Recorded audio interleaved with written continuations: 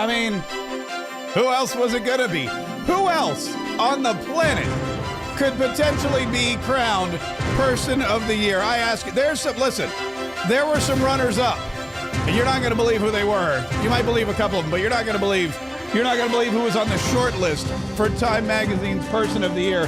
What's up? This is Mark Kaye, Saves the Republic, and I am so excited that you're here. I'm so excited that you decided to join me today. You want to hear? I'll tell you, this is one of the best, most festive holiday sounds I think I've ever heard. Listen.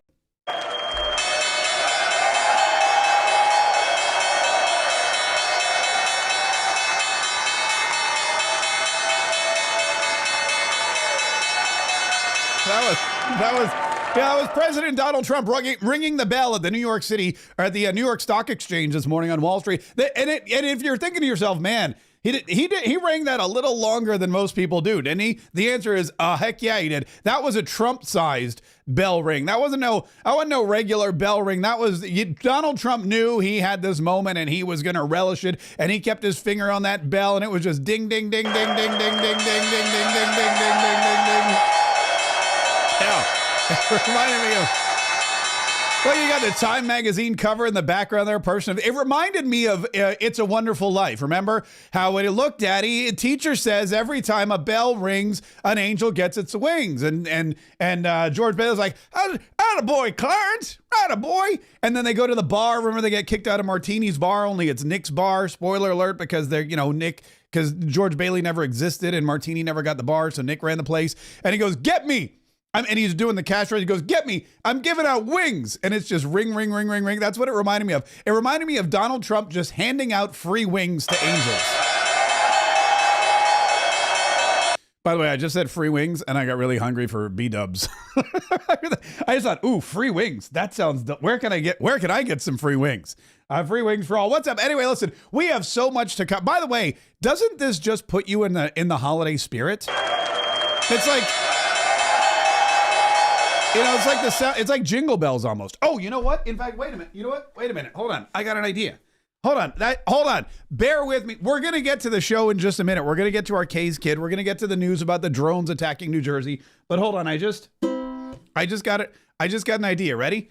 Oh, this is going to be great. Ready? Dashing through the snow in a one-horse open sleigh. O'er the fields we go, laughing all the way. Ha, ha, ha. Bells on bobtails ring. Making spirits bright. What fun it is to ride and sing a sleighing song tonight. Oh, jingle bells, jingle all the way. Oh, what fun it is to ride in a one-horse open sleigh. Hey. Sorry, I gotta. That's a smash right there. Mark Kaye featuring President Donald Trump at the New York Stock Exchange. Jingle Bells. I think that's I'm going to release that on my next. Christmas album. Anyway, listen, we do have the Kaye's Kids 12 Days of Christmas coming up here in just a minute, and we do have to talk about this Time Magazine article, plus the drones that are taking over. There's drones. Last year it was weather balloons from China. Right, that they called them weather balloons. We call them spy balloons. It was spy balloons from China last year. This year, it's Iranian drones, supposedly. But that's coming up here in just a minute. Also, Kaye Lake got a job in President Trump's administration, and a lot of folks are saying, "Oh, what is that?" But I'm going to be honest with you. When you delve into it, and when you really look into what President Trump has offered up for Kaye Lake and the importance of what this is, I'm going to be honest with you. I think this is one of the best picks that President Trump has made for his administration. It's a position that not a lot of people know about. Hold on. I'm trying to type something here so I can find it. It's a position that not a lot of people know about. It's a position that not a lot of people ever think about. In fact, if you're in the United States, it doesn't affect you at all. But if you're an American living outside the United States, or if you're somebody living in a country that is typically a socialist country, or a country that's run by a tyrannical dictator, it's really important. And the position that Kaye Lake will be taking in the new Trump administration, at first I thought was kind of laughable, but now I realize is really important, and it's a great pick by President Donald Trump. So kudos to both of them. Plus, we've got an update on Luigi Mangione. Apparently, he now not only has the support of anti-insurance company people all over the globe and anti-insurance people on TikTok, but elected representatives and senators are now coming to his aid and saying, you know what? So he shot a CEO, BFD.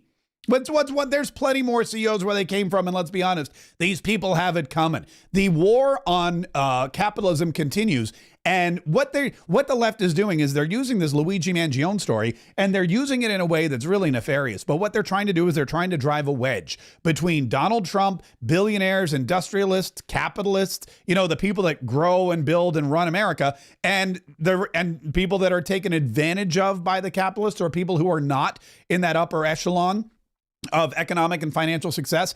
And it's a new war that they tried the racial attacks, right? They tried to divide us by race, black versus white, Black Lives Matter, blah, blah, blah, blah. Didn't work. What happened when they tried to divide us by race? Donald Trump got a record number of the African-American vote for a Republican president. Okay, that failed miserably. What else did they try to divide us on? Palestine and Israel? Well, guess what? Most of those people vote Democrat anyway, so all you did was divide your own party when you had all these weirdos at Harvard and Columbia and Yale and all these Ivy League educated people camping out in the middle of the quad at Columbia, breaking into the library for pro-Palestinian protests, removing the American flag at Harvard and replacing it with the Palestinian flag. All you did was divide the Democrat Party, so that didn't work either. That was kind of a dumb. They've tried to divide us by red state, blue state. They've tried to divide us Republican, Democrat. Now they're going back to Donald Trump's a billionaire. Elon Musk is a billionaire. All these people that he's hiring are rich. Corporations are bad. The insurance companies are bad. If you shoot an insurance CEO, you know what? Odds are that guy had it coming. And Elizabeth Warren said something yesterday, which really basically summed up is this guy, Luigi Mangione, he's not so bad a guy. He's just a regular kid that got pushed too far. Sure, he was Ivy League educated. Yeah, he liked to party. In fact, look, we have new footage of him smashing beer on his head. I guess technically he was shotgunning the beer, but he slammed it on his head to really get the momentum going. That's a new technique I'm not used to. Not to say that I've never shotgunned a beer. I've shotgunned a couple beers. I'm more of a sipper these days. But in the past, I never slammed it on my head like this. If anyone can tell me what's going on here, I would appreciate it. Yeah, it's weird. I don't know. That's the alleged CEO killer, Luigi Mangione. And again, when I would take a beer, I know that what you do is you take a key. We would always use the key back before key fobs, which is interesting. What do kids do nowadays? How do kids shotgun beers in college when you just have a key fob? I don't know but we'd stick the key in the bottom and we make a hole, and then you pop the top and then you just shotgun it. I don't know what this whole slamming the beer against your face thing is. That's him at UPenn. Maybe that's like a UPenn thing. Maybe that's like how they do it. Maybe that's how they do it at the University of Pennsylvania. Anyway, we've got all that coming up here in just a minute. Joe Biden did something historic yesterday, which I know what you're thinking. Is Joe Biden still in power? I know it's weird. But whoever's controlling Joe Biden did something historic. You thought the pardons were going to end with Hunter Biden? Oh, no. They were just beginning. Joe Biden has broken a record for the number of pardons and commutations of dangerous sentences of criminals here in the United States of America. We'll get you that. And there's just so much to talk about. But first, let me remind you that while Christmas is on the way, it's rapidly approaching, there is still time to get the Christmas story that has never been told until now, the untold story of Christmas. And I get emails every day from people going, I just got my book. I love it. I get emails every day from people saying, I just got my book. I loved it so much. I went back and I bought 3 more because I want to give them as gifts. Fun fact, just buy 3 at the get-go. Because what happens is you can order up to 6 at a time. There's all kinds of great deals. This book would make a great Christmas gift for any age, says Penny R. And she's right. Here are some other great comments about Doreen. Look, she got her book here. I'm wrapping one for my mother-in-law and one for Christmas for me. All these comments from people that love this book. You know the story of the baby in the manger and the star in the sky, but this is the story you haven't heard because this is the Christmas story that has never been told. So make sure if you want to get your books before Christmas, if you want to get them for the Christmas party, if you want to make sure that they are there for you to stuff in the stockings, then go ahead and order today. The Untold Story of Christmas.com is where you get them. The Untold Story of Christmas.com. But, you know, TikTok, because Christmas is like 2 weeks away. And while we do still guarantee delivery before Christmas, that won't happen. If you don't, check back with me on Tuesday, and we'll see if we're still guaranteeing delivery before Christmas. Also, make sure you subscribe to this channel if you're on YouTube. Man, our YouTube audience is growing by leaps and bounds. And most importantly, set that notification bell. Set that notification bell, because yes, subscribing is important, but it's really important that you get that notification bell clicked. That way you'll get notified whenever we upload new content, and you'll be able to watch it before anyone else. If you're like, I never know when you post a new video, the notification bell will ding. Not like that. Not like that. And it'll let you know, hey, Mark Kaye just posted something brand new on Mark Kaye Saves the Republic. There's a new video transmission coming from Mar-a-Lago, Patriot HQ, Jacksonville, Florida. There's something that you've got to watch. And if you set that notification bell, then you'll get that information. Also, don't forget to subscribe to our podcast, Mark Kaye Saves the Republic, on iTunes, on Spotify, wherever you get your podcasts. And if there's notification bells there, make sure you set them as well. I think I'm just going to start the show with that every single... You know what? That's a fun sound. You know what else is a fun sound? The sound of Nancy Pelosi getting heckled for 2 straight minutes at an event with Katie Couric. Okay. Thank you. Okay. Thank you. Okay. So you... Don't worry about that. I'm from San Francisco. I'm used to this.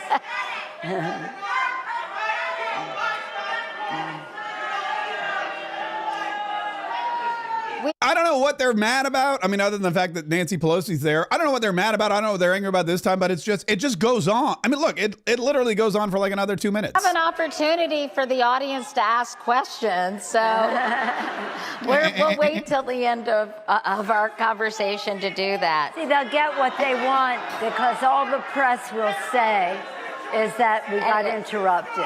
All right, so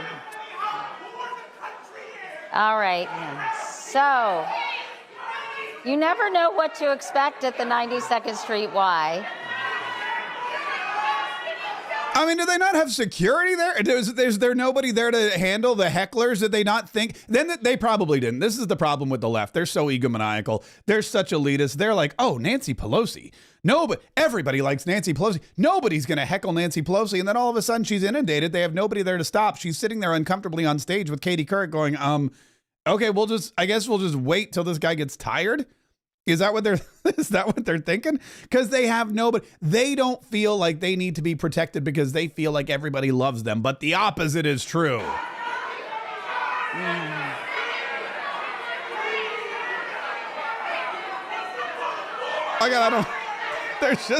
She's just sitting. Watching Nancy Pelosi sit there getting heckled by people is it's as exciting as watching Donald Trump ring the bell to start the New York Stock Exchange. Which, by the way, wasn't even the coolest part of that. You want to know what happened right after he stopped ringing the bell? Listen.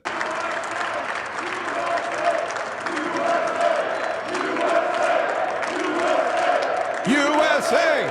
USA! USA! Look at that! Everybody clapping along. USA clapping along. And look at this. Look who's there. I think that's Tiffany on the end. There's JD. Melania's in there. Donald Trump. He's got his dream team. Down on the floor, you had Doug Burgum, who showed up because Doug Burgum, Secretary of the... You want the Secretary of the Interior there. Oh, of course you do. They got to have the Secretary of the Interior. And then, of course, in true Donald Trump fashion, like, he didn't ring and run, right?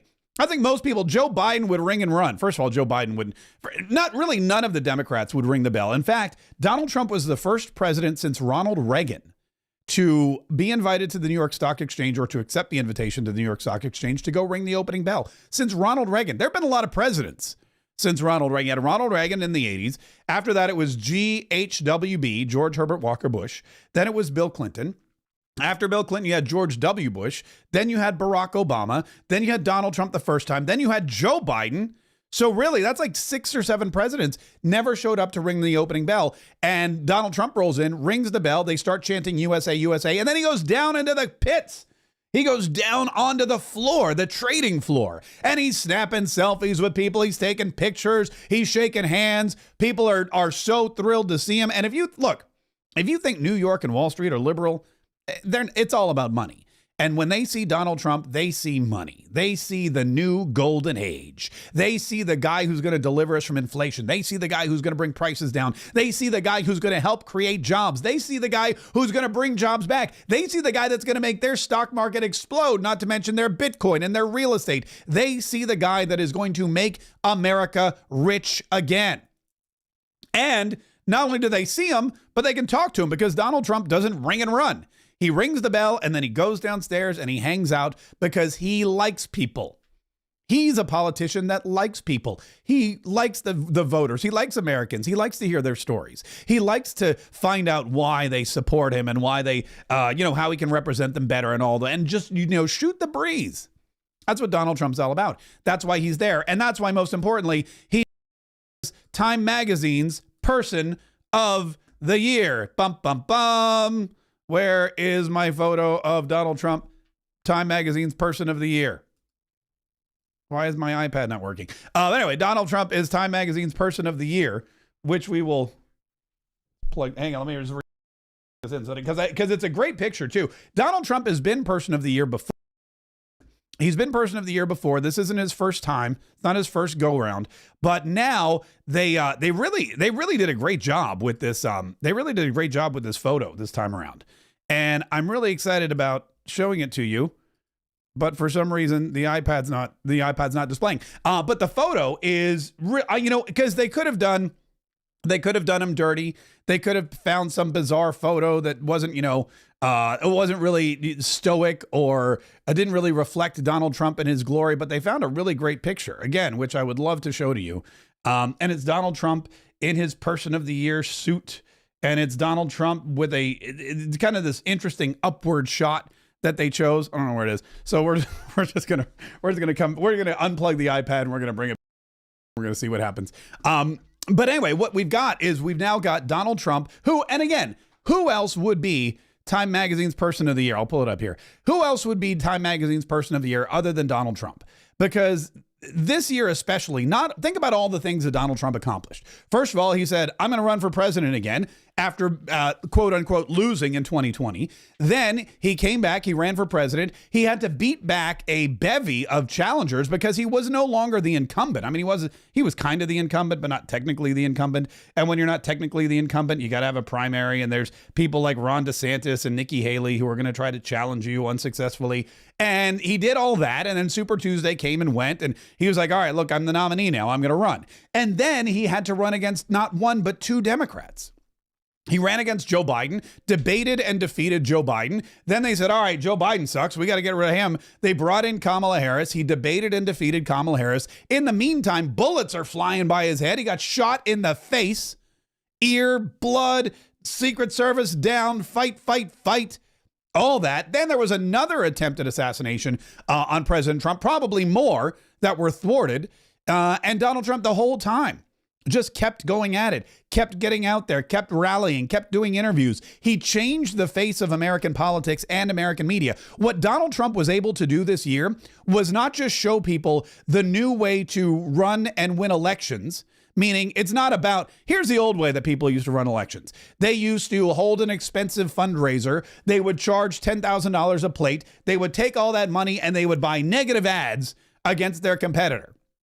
And then they would rinse and repeat. So in the old days, when you ran for president, you know what you had to do? You had to hold a lot of dinners for rich people. You had to sell a lot of 10,000 plate dinners. You had to take all that money, raise all that money, and then you had to go buy TV ads that were negative ads against your opponent, and then you won the election. That's how it used to be. Then there was the door knocking campaign, and then there was the canvassing campaign, and the Democrats came around and said, look, we're not just going to run the negative ads. We're going to send people out there on the street, and they're going to knock on doors, and they're going to hand out pamphlets, and they're going to talk to people. They're going to say, we know where you live. You better vote for our candidate or else we'll be back.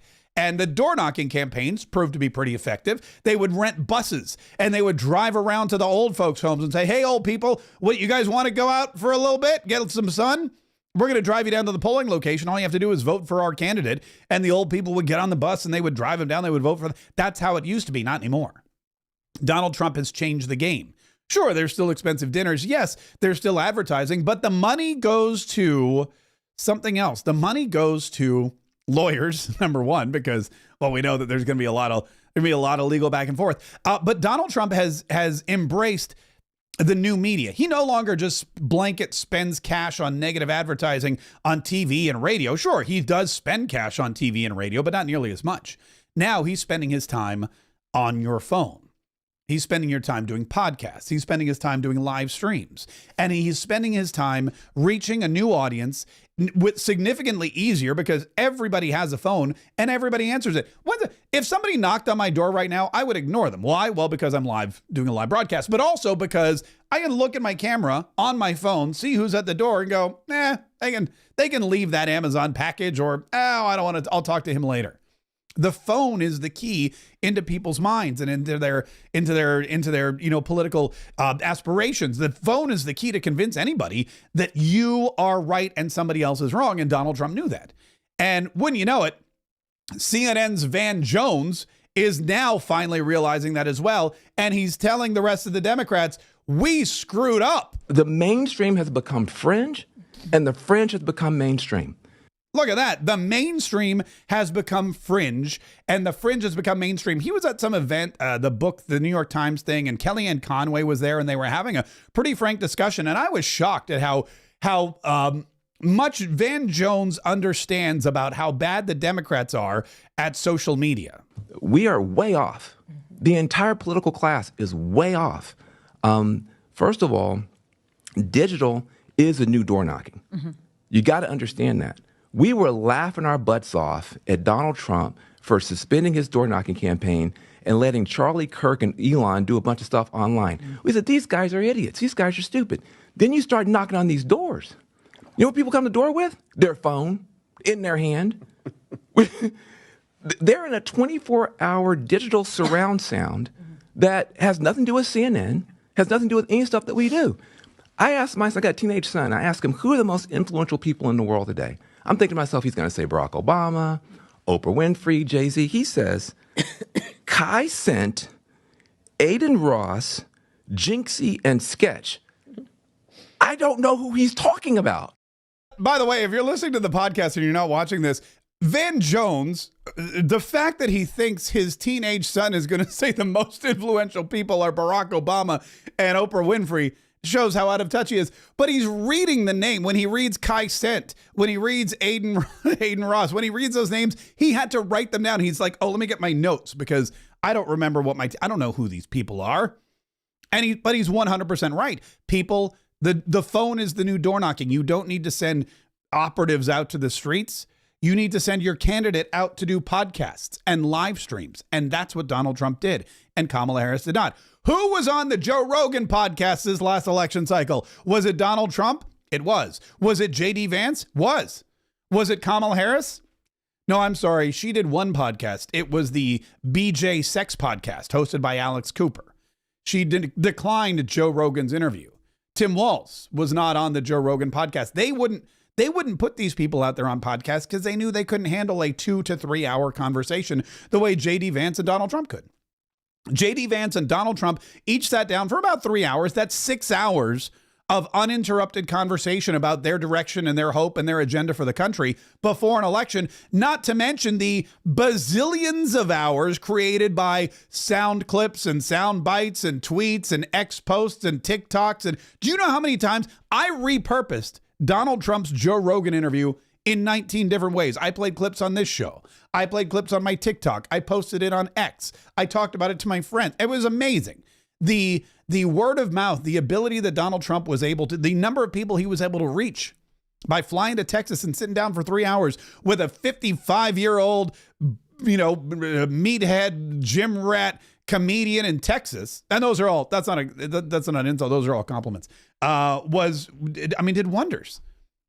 And Joe Rogan probably ended up saving America, and Van Jones is now realizing that. I said, what platforms are you on? He goes, I'm on Twitch, Kick, and Rumble. By the way, Van Jones's son is on Twitch, Kick, and Rumble?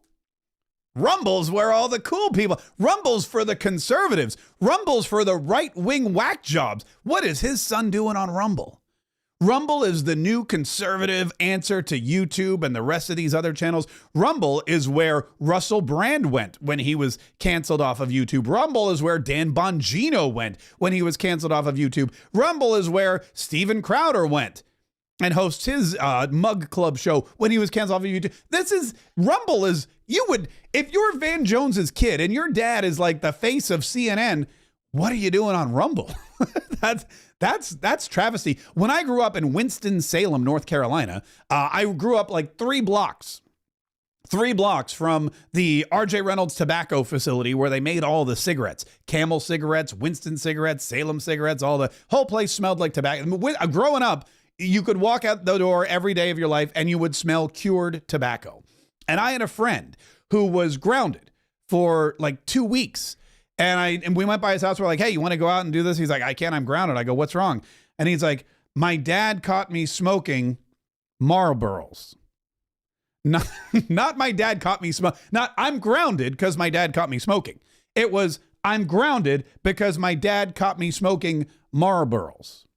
It'd be like if you worked at Miller and your kid was sneaking Bud Lights, which by the way, there's bigger problems if you're sneaking Bud Lights. But that's the whole thing. You've got CNN, the liberal mouthpiece of the Joe Biden administration, and Van Jones's son is watching Rumble. Twitch and Kick and Rumble. We're back on Twitch, by the way. Shout out to our Twitchers. We were off for a while. We're not on Kick. Maybe we should be on Kick.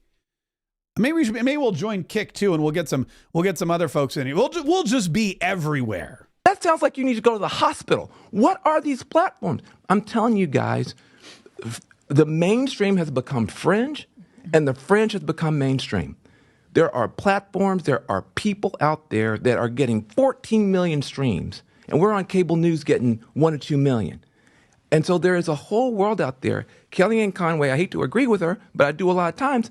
Donald Trump understood that and we didn't. By the way, he lying. Ain't no way CNN's getting 1 to 2 million streams. He's right. He's right that those kids out there are getting 14 million views and 14 million streams. CNN ain't getting 1 to 2 million. He wishes. He wishes. Anyway, that's what Van Jones and CNN are waking up to, the fact that President Donald Trump has mastered the art of social media, and as a result, he is, of course, Time Magazine's Person of the Year. Now, I read the article. It's pretty boring.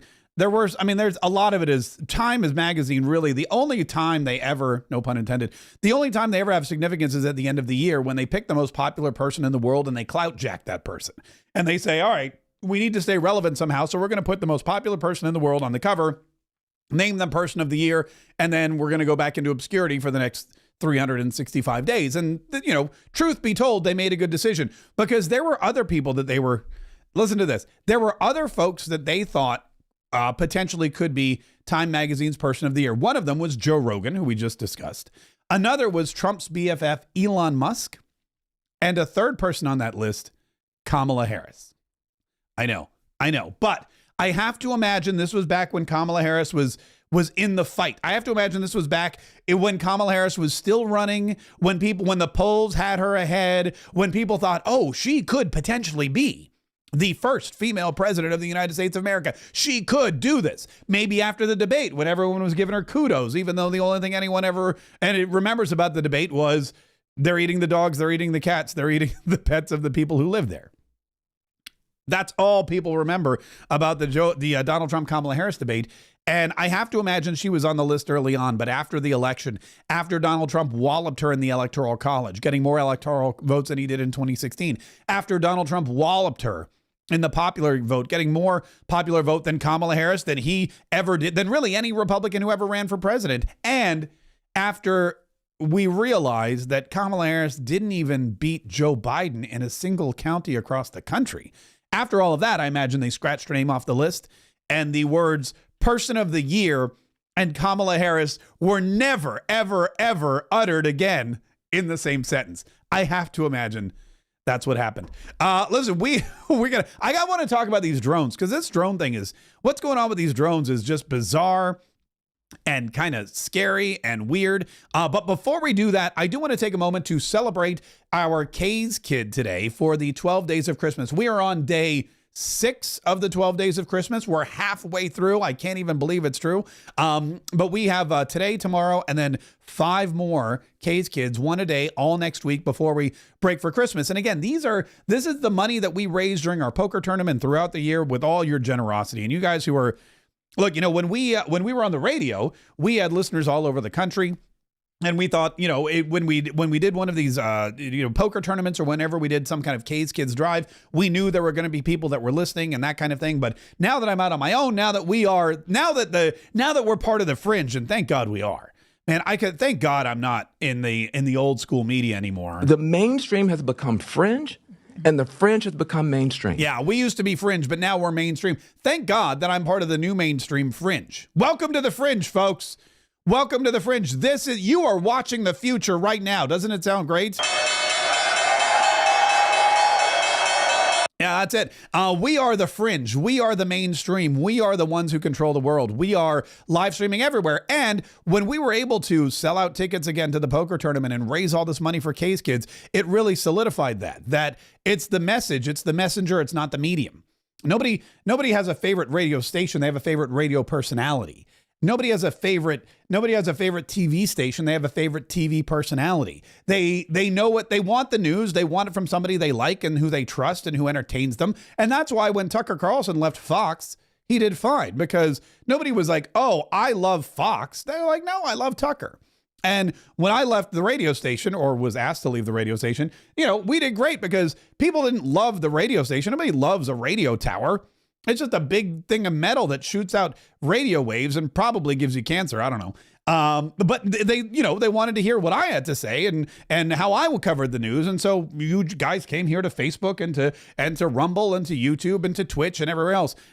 Anyway, and we thank you for that. And the best part is we're still able to raise money and help out all of these Kaye's Kids. And so while the delivery is different, the message is the same. And I have to say, I've been enjoying these video montages, these compilations, these little interviews that we've been airing for the past 5 days. So please, for just a few minutes, indulge yourself, take a break, get into the Christmas spirit as we bring you today's Kaye's Kid for the 12 days of Christmas, day 6. It's our first bike of the year. There's always a bike. We actually have 2 bikes this year. This is the first one, and it's going to 11-year-old Walker. He has cystic fibrosis. He's got to wear a vest every day. We're going to talk to him, and then we're going to surprise him with a bike. What kid doesn't love a bike? Oh my gosh.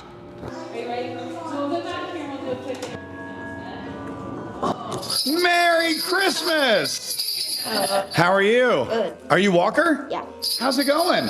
Hi, how are you folks? I assume I'm in this chair? Yes, that'd be a great assumption. Do you want to be in that? Do you want to be in this chair? No, I like this chair. No, that's a good one, isn't it? How you doing? Good. Hey, do you know what you're doing here? Here I'm getting interviewed where I'm going for Dreams Come True's Alaska. Oh, right. Oh, good. All right. This is perfect. You're all set. Well, first of all, Walker, thanks for coming in. How old are you? 11? You're 11. Great. Do you like being 11?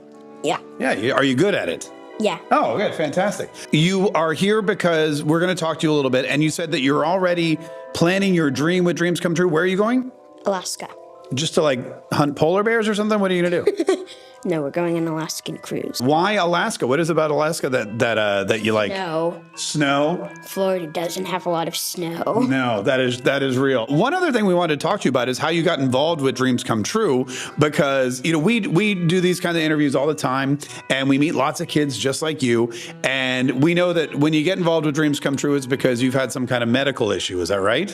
What is going on with you? Can you tell us? Cystic fibrosis. Oh, cystic fibrosis. Have you had that since you were born? Yeah. And what kind of treatment comes with cystic fibrosis for people that have never seen? Vest. You have what? I have this big 30-pound vest thingy that compresses air. Yeah. And I think helps me breathe. And I have another thing that I know helps me breathe. Yeah. Thing that's connected to another little smaller machine. Yeah. And that vest, it shakes you, right? Yeah, it shakes me. And how often do you have to put that on? Twice a day. Twice a day for how long? 30 minutes. Wow.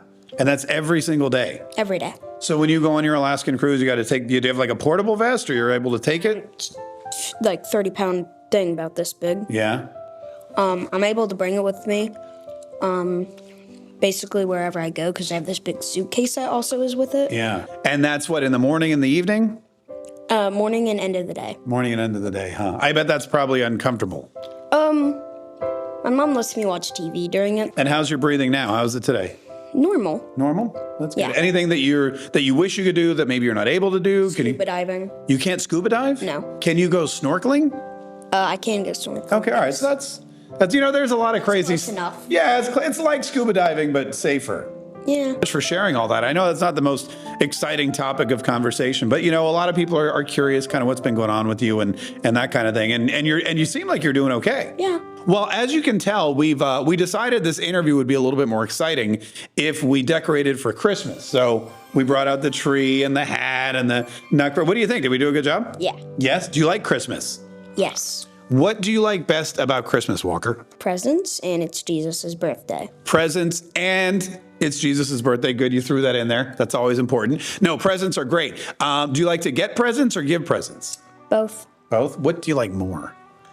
Getting. Yeah, I mean, that's okay. You can be honest. We appreciate it. No, we're the same way. I like to give presents and you like to get presents. So here's what I was thinking. Since you came all the way down here and since you sat in the chair and you told us about your cystic fibrosis and you shared your dream with us, and you did a great job, by the way. Have you done a lot of interviews? No. No? You did really, really well. I'm very impressed. You should do more.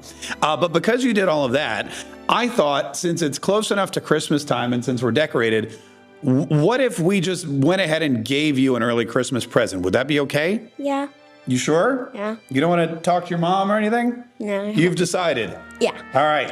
What we're going to do is we're going to have you take the jingle bell, okay? And you're going to close your eyes nice and tight. And then you're going to jingle the bell. And that should summon the elf with your Christmas present. Are you ready? Yeah. All right. Close your eyes. And on the count of 3, ring the bell. 1, 2, 3. Keep ringing. Oh, I hear something. Oh, I hear an elf. Oh. Open your eyes.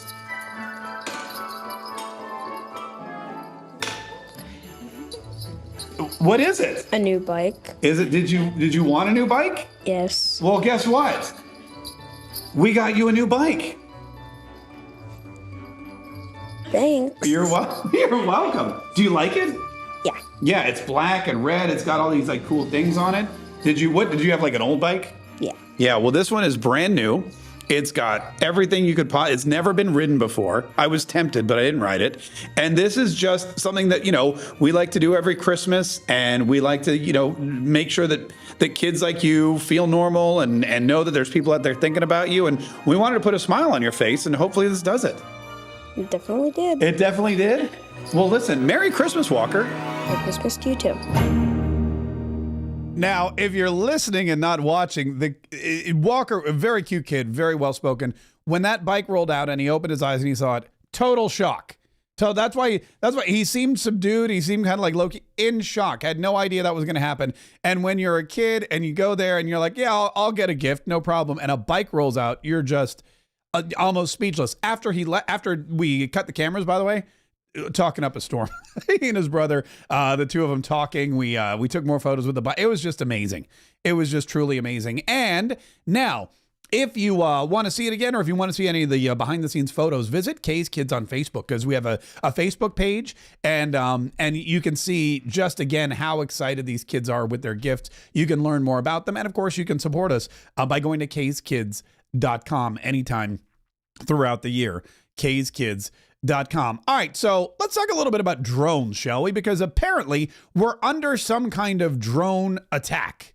We're apparently on New York, New Jersey, Delaware, that whole area up there in the Northeast, apparently under some kind of drone attack. For the last few nights, people have been seeing drones, but like big drones.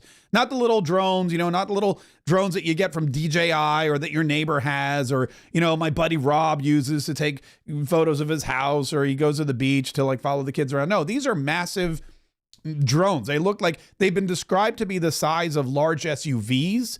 One guy you're about to hear from describes it as the size of his garage. These are the large military industrial grade drones. And they're just flying willy-nilly around New York and New Jersey. Dan Abrams was on News Nation. One of his friends apparently caught video of the drone, so he had him on his show. How is it possible that everyone from the New Jersey governor to the FBI have no idea what these are? Joining us now is my friend Evan Cutler, who witnessed one of the drones up close in New Jersey. He took some pictures as well. Evan, good to see you. So Evan described to me what he saw, and I said, you got to come on the show to talk about it. Evan, what did you see? Well, I saw a drone. If it was a drone, who knows what it was, but it was not the drone you see people fly. There's the picture. It was the size of a school bus. Literally the size of my 2-car garage. Well, I have a 1-car garage, the size of a 2-car garage. And what happened when you saw it or you started taking pictures, et cetera? Well, to back up a little bit, I'm coming home from On Patrol Live. It's 12:30 at night, and I get into Montclair, New Jersey, and I see the full moon. And I'm like, well, it can't be a full moon because the full moon was 2 weeks ago. All of a sudden, it's getting closer and closer. And then first, I think it's a plane, then a helicopter. Then it's hovering right over the woods as you're entering Montclair. And it's a drone literally 40 feet wide by 40 feet wide, hovering right over the woods. I pull over, get out of my car, forget about the phone. I'm just like looking at this thing, wondering what the heck it is. Then I said, oh, I should take a picture. I grab my phone, starts the second it like notices I'm out there, it just starts heading south.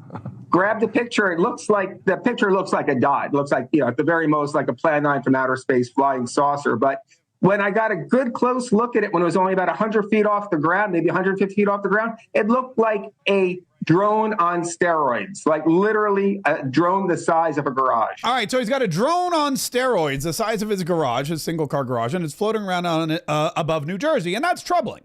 That's troubling that this large drone is there and it's flying around willy-nilly and nobody seems to know who it is or where it's from. But what's also shocking is when he started taking pictures of it, it moved. It clearly, this drone not only is flying, but it got some kind of camera equipment. It's navigating. It's getting in some kind of intelligence. And when it sees him taking photos, it headed south. So this drone or whoever's operating it is reacting to the people on the ground. Now, Jeff Van Drew, Republican from New Jersey, he's a congressman. He was on with Harris Faulkner yesterday at the Faulkner Focus, and he was talking about it, discussing it. And man, listen to what he said on Fox News yesterday with Harris Faulkner. Her jaw just about dropped when she heard this explanation from Jeff Van Drew. From very high sources, very qualified sources, very responsible sources, I'm going to tell you the real deal. Iran launched a mothership probably about a month ago that contains these drones. That mothership is off, I'm going to tell you the deal. It's off the east coast of the United States of America. They've launched drones, is everything that we can see or hear. And again, these are from high sources. I don't say this lightly. Now, we know there was a probability it could have been our own government. We know it's not our own government because they would have let us know. It could have been some really glorified hobbyist or hobbyists that were doing something unbelievable. They don't have the technology. But let's pretend that's possible. The third possibility was somebody, an adversarial country, doing this. Know that Iran made a deal with China to purchase drones, motherships, and technology in order to go forward. The sources I have are good. They can't reveal who they are because they are speaking to me in confidentiality. These drones should be shot down. Whether it was some crazy hobbyist that we can't imagine or whether it is Iran, and I think it very possibly could be, they should be shot down. We are not getting the full deal, and the military is on alert with this. All right, so Jeff, this is the craziest thing ever. Jeff Van Drew says, I've been talking to high-ranking government officials, and these drones are from Iran.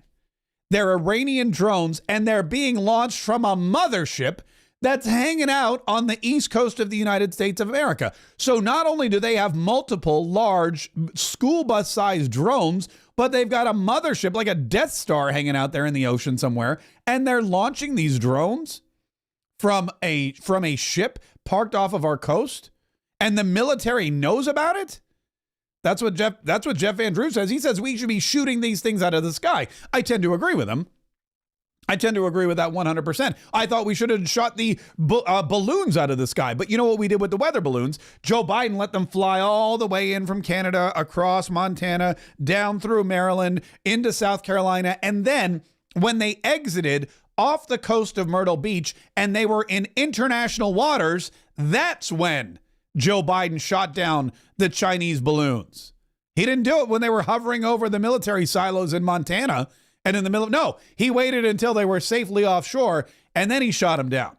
Now they've stepped up their game. They've got Iranian drones, according to Jeff Van Drew, from a mothership, technology that China has given to Iran. And that's plausible because I don't know if you've ever seen these Chinese drone shows. But man, the Chinese drone shows, they ain't no joke. If anyone knows anything about drone technology, you know that China leads the way. They have these 1,000, 2,000, 3,000 drones. Here, I'm going to show you. These are some of the drone shows that China has. I don't want the music. These are drones. And the drones fly up in a big circle, and then I guess they're dropping fireworks or whatever. I mean, it's crazy the things that China does with drones. Here's one where they make like images of jaguars and things walking on top of buildings, but it's just amazing. I mean, their drone technology is incredible. And it's all, here's another one that looks like it's shooting stuff out of the, oh yeah, we definitely don't need the music. But it looks like it's shooting stuff, and it's thousands of drones that are flying around, and they make all of these images in the sky. And this is what China does now. They are the masters of this. So it's totally plausible that they're giving this kind of technology to Iran. And Iran is like, great, we're going to park this mothership. Oh, hold on, you got to see this. Check this out. It turns into a bird, and then it turns into another animal. It's amazing. This is like 10,000 drones flying synchronized. There, look at that. It actually made some kind of aircraft carrier. It's showing messages. It's amazing what the drone technology from China can do and how they can creating a cityscape. It's wild. It's totally wild. And so what we now know from Jeff Van Drew, or what he's told us, is that this is what's happening. Iran has large drones. They're shooting them from a mothership off the coast of the United States of America.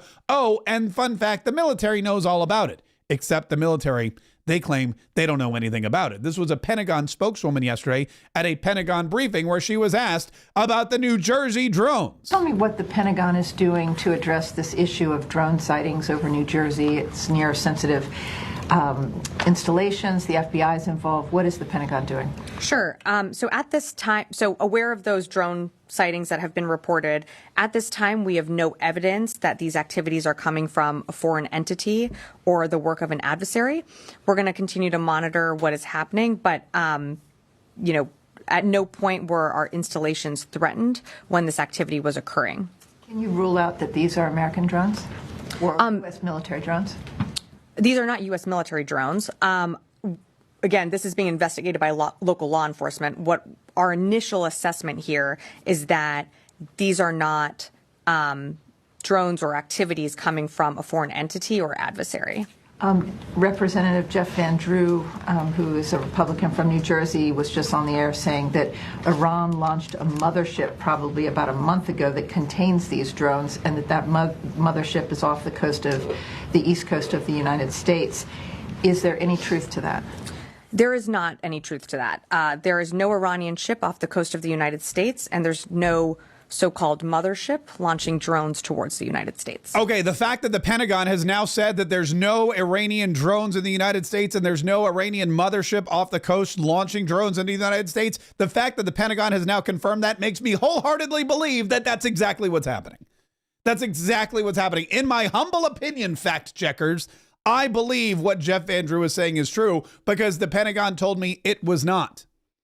And if you think about it, I mean, look, this is a highly sensitive area. You've got drones flying around, huge drones, big drones the size of school buses and Escalades and other SUVs. I have a Lincoln Navigator myself, so maybe it's that size.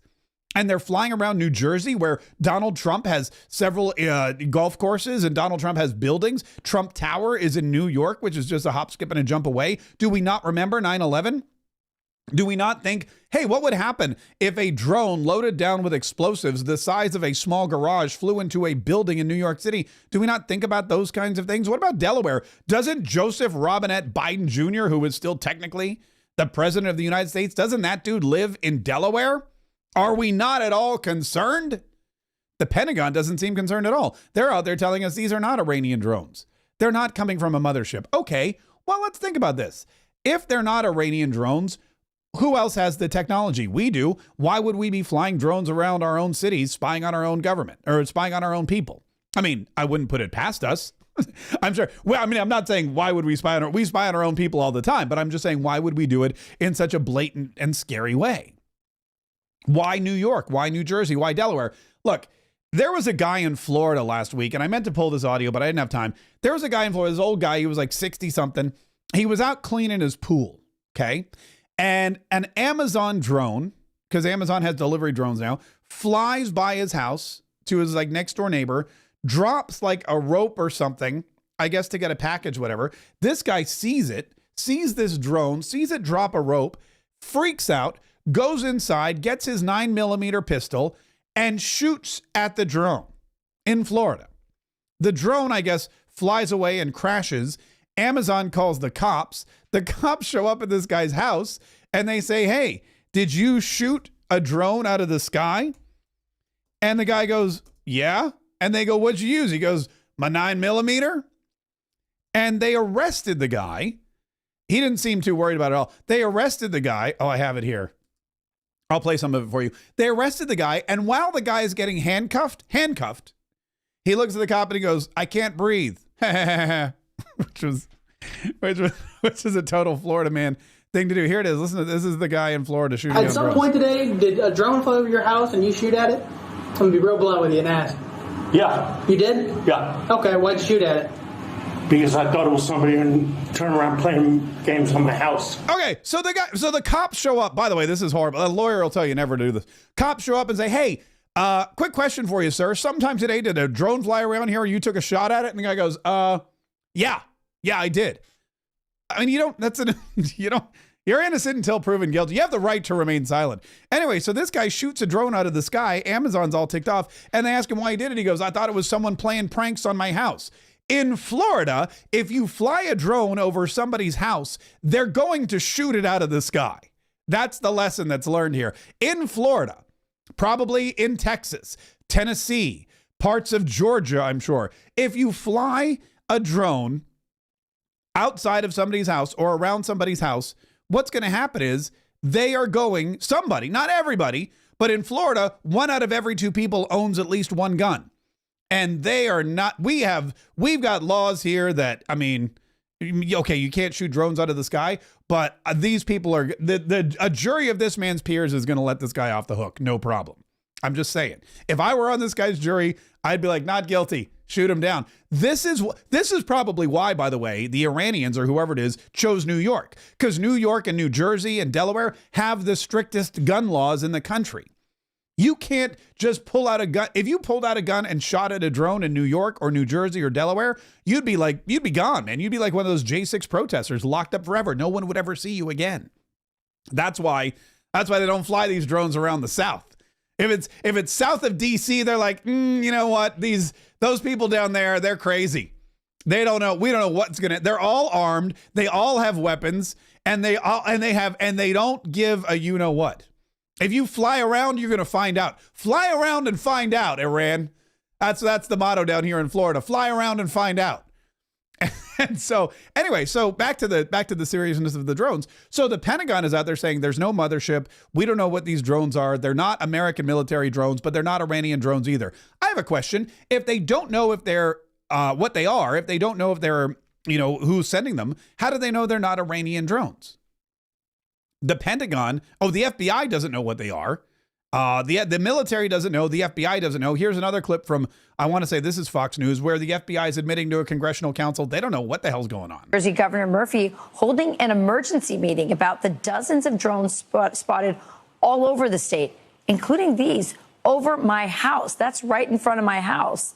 Yesterday, lawmakers on Capitol Hill grilling the FBI for answers.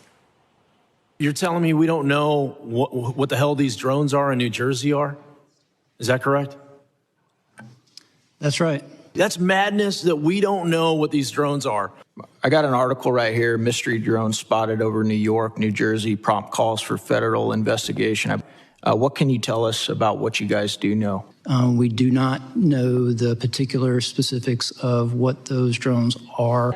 Is there still a possibility of there being a threat?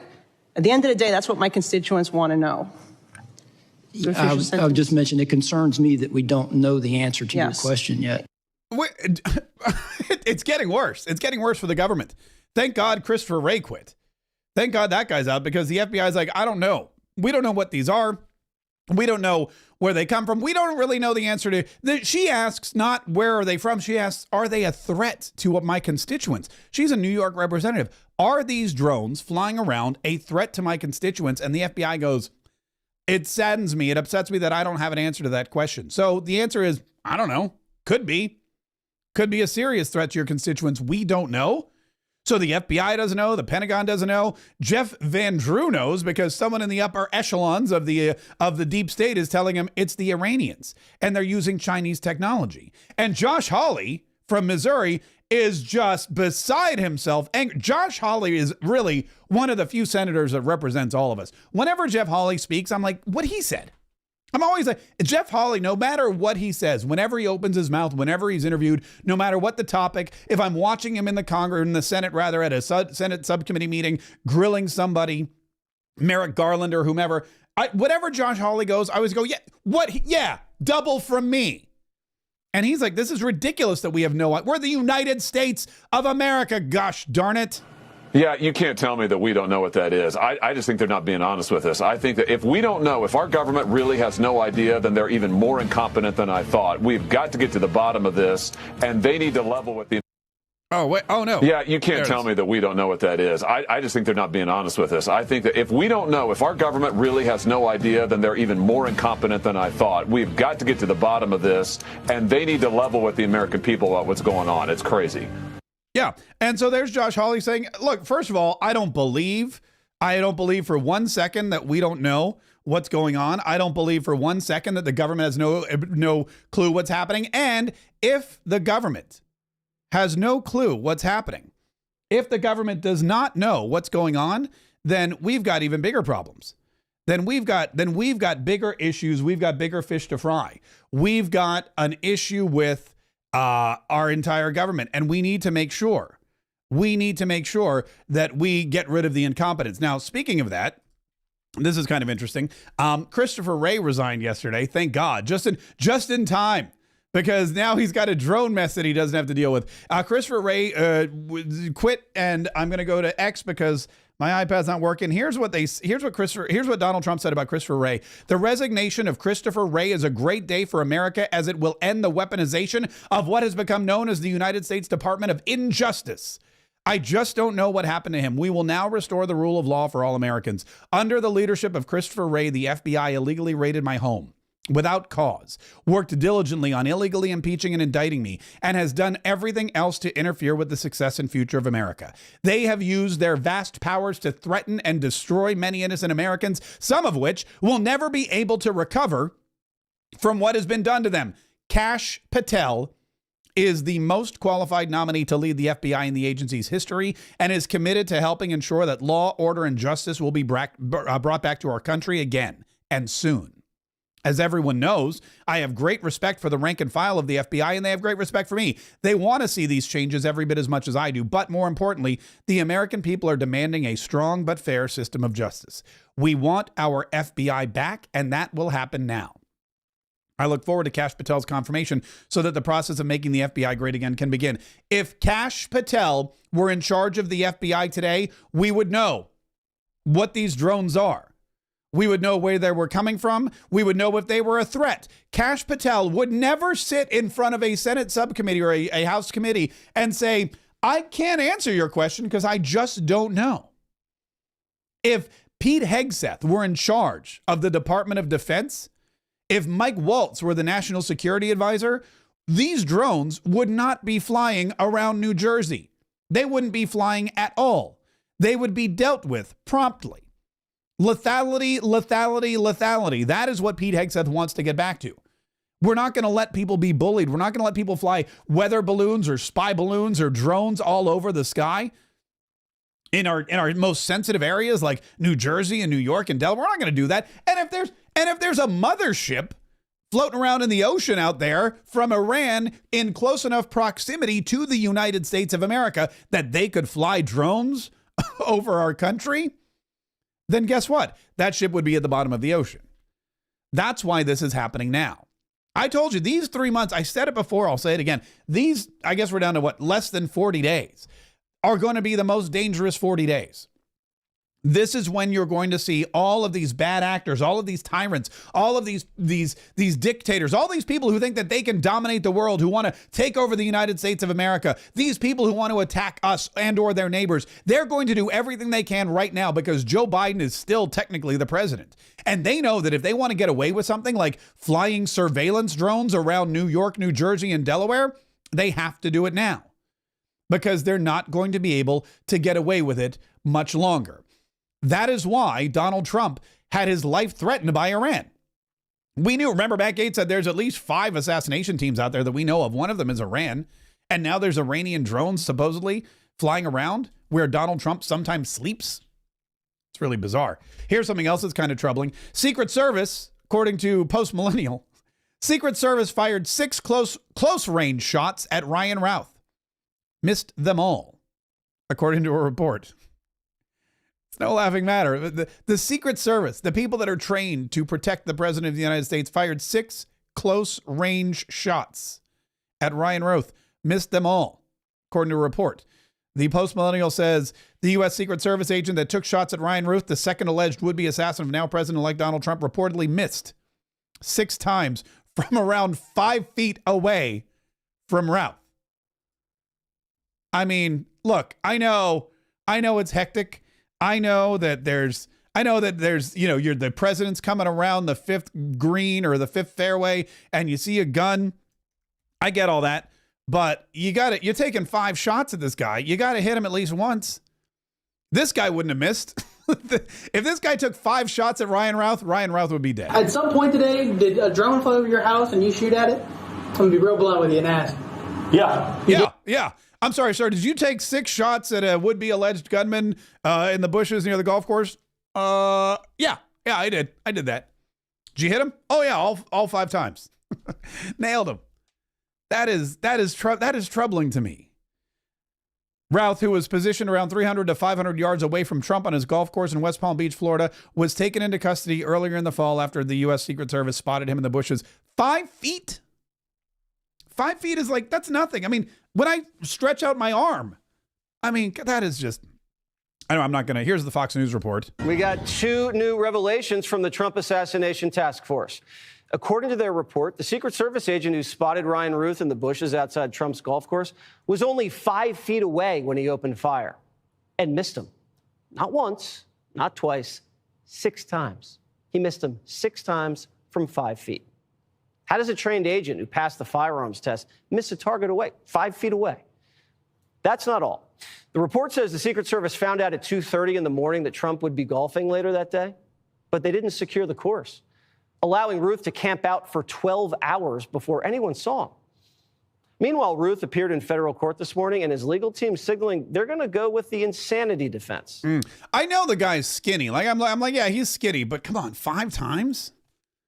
5 times. That is just a, by the way, just to compare and contrast, Luigi Mangione was about 5 or 6 feet away from his victim when he shot him, and he wasn't even a trained killer, and he managed to kill the guy.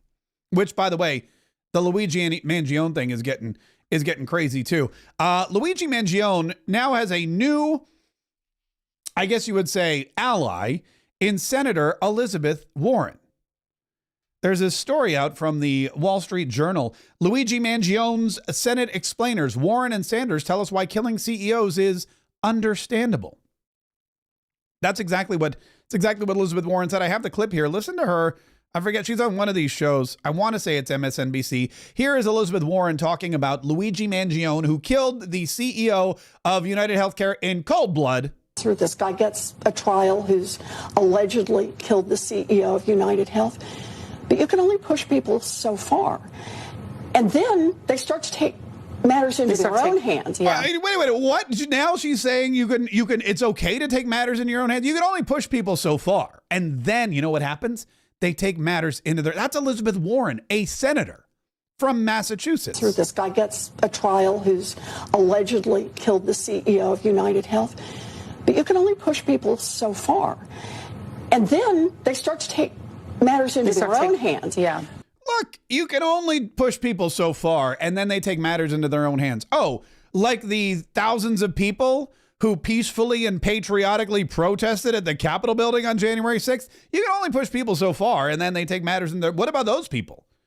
How come there's no sympathy for the January 6th protesters? What about Kyle Rittenhouse, who was being attacked with a skateboard, took matters into his own hands? You can only push people so far, Elizabeth Warren. What about the guy in Florida who shot an Amazon drone out of the sky because he thought it was coming to, I don't know, play pranks on him? You can only push people. You can only push people so far. The Wall Street Journal writes, if you think sympathy for the devil and Luigi Mangione is confined to the fever swamps of Reddit, good description, by the way, of Reddit, consider comments by Senator Elizabeth Warren asked Tuesday about these celebrating the murder of United Healthcare CEO Brian Thompson. The Massachusetts Democrat called it a warning. Did she mean a warning not to shoot someone? It's a good question. No, not quite. The visceral response from people across the country who feel cheated, ripped off, and threatened by the vile practices of their insurance companies should be a warning to everyone in the healthcare system, she said, as quoted by HuffPost. Violence is never the answer, but there's always a but. People can be pushed only so far. This is a warning that if you push people hard enough, they start to take matters into their own hands in ways that will ultimately be a threat to everyone.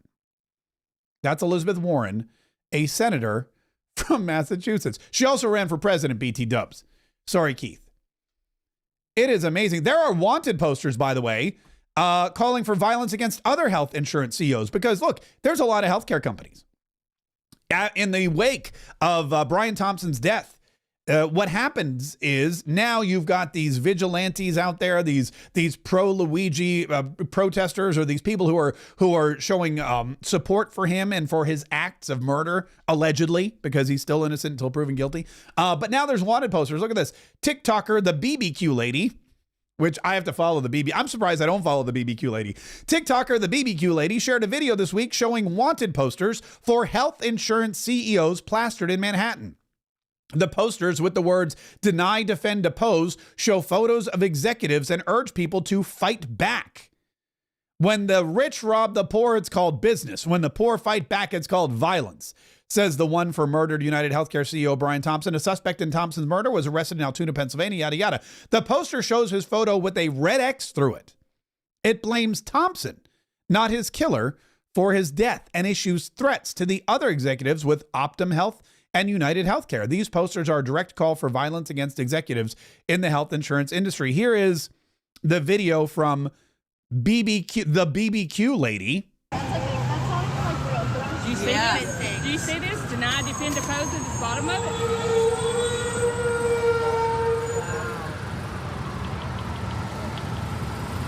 I guess she was getting some BBQ, and she caught that video and posted it on TikTok. So that's what's it. Look, the left is trying to make this guy into a folk hero, and they're trying to demonize the health insurance companies, and they're doing so in a fairly effective way. And they're doing it at a time when the left is on guard. As Van Jones says, look, we lost. We got our butts handed to us. Donald Trump is coming in, and he is rip-roaring ready to go. He is ready to go. He's going to hit the ground running on day one. At that same symposium, Jason Miller was there, and he said Donald Trump, he's on the job right now. When you look at where he is now in 2024 versus 2016, this is an entire different level of organization and preparedness for a new administration. I would make the case that we've never seen an administration ever come into day one ready to go like President Trump is, quite frankly, because he's done it before. So when you talk about the personnel, having named people for each cabinet spot by Thanksgiving, that's way ahead of the pace from where it was in 2016. He has a chief of staff that's in place. They have executive orders. They're ready to go on day one. President Trump is ready to hit the ground running. He's ready to hit the ground running. Why? Well, because we've got 4 years. That's it. Some would say less, but 4 years to do all the things that he's promised. That's it. Donald Trump is going to work every single day for the next 4 years to fulfill every promise about the economy, about drilling for oil, about the massive deportations, about making the military strong again, about rooting out corruption and criminal behavior and criminal activity and all of our getting rid of the deep state, draining the swamp, all that. It's all going to happen. But it's going to take Donald Trump working every single day starting on day one. And then Jason Miller said something that the liberals on the panel He said basically, look, Trump's already the president. You people know it, and they lost it. He's already the president, effectively. You have foreign leaders coming to visit him. He's issuing threats to terrorists. Don't we still have one president at one time? Or is Yes, this... we do. No, I'm saying in the eyes of world leaders. They're already looking past Joe Biden because the Democrats have put him out to pasture. He's saying, look, in the eyes of world leaders, and he's not wrong, Donald Trump is already the president. That's why Donald Trump was at Notre Dame with President Macron and Prince William. That's why Donald Trump is entertaining at Mar-a-Lago, the president of Turkey. That's why Donald Trump is taking meetings and high-level calls. And that's why Justin Trudeau flies down from Canada at the threat of a 25% tariff. Donald Trump is effectively the president. Joe Biden has been put out to pasture. All Joe Biden is a signature on a pardon or a granting of clemency or some kind of whatever it is, commutation of a sentence. In fact, as I mentioned earlier, Joe Biden has broken history. He issued 39 pardons, commuted 1,500 sentences in what's being called, quote, the largest single-day grant of clemency in modern history. President Joe Biden has commuted nearly 1,500 sentences and granted 39 pardons in what the White House announced as the largest single-day grant of clemency in America. This comes after the president's controversial pardon of his son, Hunter Biden, after he vowed not to do so. On Thursday morning, the White House announced President Biden announced he's granting clemency to nearly 1,500 Americans, the most ever in a single day, who have shown successful rehabilitation and a strong commitment to making their communities safer. The Biden administration also suggested that more action will be taken to pardon and commute others in the last weeks of his term. This comes as Democrats have been angered by his reported selfish behavior in the last weeks he has in office. Biden has apparently put the priorities of other Democrats in the party on the back burner as he is working on his legacy and aiding in the transition of power from himself to Trump. Despite the rather large number of commutations and pardons, the most controversial likely remains the pardon of his son. So maybe what he's doing is he's like, all right, I know you guys are ticked off about Hunter. I'm going to just, you know what I'm going to do? I'm going to pardon like 2,000 other people. And then maybe you'll forget about Hunter. You can pardon 20,000 more people. Nobody will ever forget that you used the power of the presidency in an unprecedented way to not only pardon your son, but throw the Department of Justice and the FBI and the House of Representatives and the IRS and the SEC and everybody off the scent of your family's long history of crime.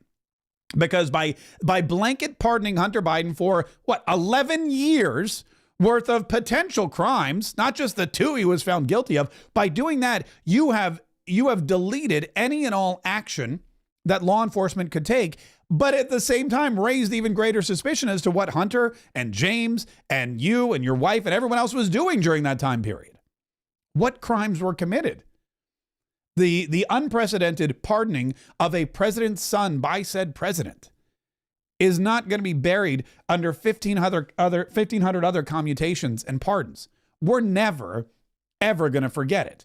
And that is why you're going down as one of, if not the worst presidents in the history of our country. You guys want to hear the bell again? It's just, and that's the thing. Donald Trump's a great president, but it's kind of like, when you have like a dilapidated old, Volkswagen, and you pull a brand new Bentley up next to it, it's like the Bentley looks even more impressive. If you park a Bentley next to a Rolls Royce, you're like, oh, those are both good. But if you park a Bentley next to like an old Datsun or something, you're like, oh, give me the Bentley. That Bentley is primo. That's kind of how it is with Donald Trump and Joe Biden. Listen, don't forget, you got to get your copies of The Untold Story of Christmas today. If you want them before Christmas. In fact, I'd say today, maybe tomorrow. Monday might be too late, but we'll check on that with the shipping department. Go to the Untold Story of Christmas.com and stock up for your entire family, all your friends, your neighbors, your enemies too, because you know what God says, something about loving your enemies. So give them a book and they'll love you for it. Also, don't forget to subscribe to this channel. Make sure that you've locked in. Make sure you hit the subscribe button. Make sure that you set the notification bell so that you're it's never going to get old. So that you're notified every time we create new content, because we create new content all the time. If you're listening to the podcast page, make sure that you're telling your podcast provider, give me it. Give me more. I want this every single day of my life because we are here every single day of your life. We're here to let you know what's going on in the world, where the threat is, where the drones are flying, who's flying the drones around, whether or not you should shoot them out of the sky, probably not, and what the military is doing about it, which again is absolutely nothing. We're gonna be here with you for what is going to be the most dangerous couple of weeks as the rest of the world tries to squeeze in and take advantage of the United States as much as they can before January 20th. And then we're going to be here every day from January 20th on to let you know exactly what President Trump is doing. Let you know exactly how the Democrats are trying to stop him. Let you know exactly where our enemies are, what they're plotting against you and me, and how we can all together continue to fight, fight, fight. And save the Republic. I'm not going to play the bell again, but I'm tempted. I could do the song. You guys want to hear the song? All right, let me do the song one more time. Ready? Here we go. Dashing through the snow in a one-horse open sleigh, for the fields we go, laughing all the way. Ha, ha, ha, bells on bobtails ring, making spirits bright. What fun it is to laugh and sing a sleighing song tonight. Oh, jingle bells, jingle all the way. Oh, what fun it is to ride in a one-horse open sleigh. Hey, jingle bells, jingle all the way. Oh, what fun it is to ride in a one-horse open sleigh.